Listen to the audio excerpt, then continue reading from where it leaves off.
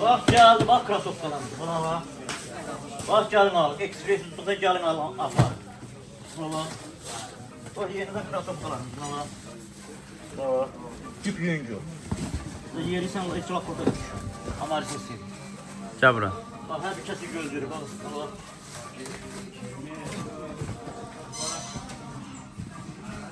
Bak 12 manata ətdə krasovkalarımız var, 12 manat.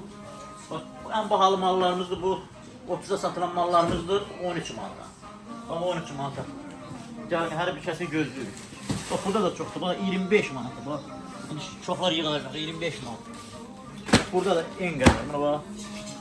Ekspres üzlüğe gelin alın aparın. Hamı gözleri gelin. Bak şalvarlar. Maşallah olsun bak. En qədər bak. Kloklar çok yığırlar yergata bu.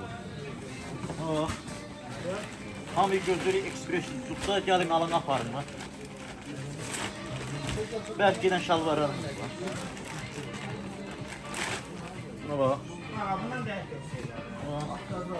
En bahalı mallarımız da 18 manata var. 18 manata. 45 manata satılanlardır. 18 manata. Gelin aparın sizi gözleri ekspres tutsan gelin. Sağ ol. Ürəyim sizi öpürəm.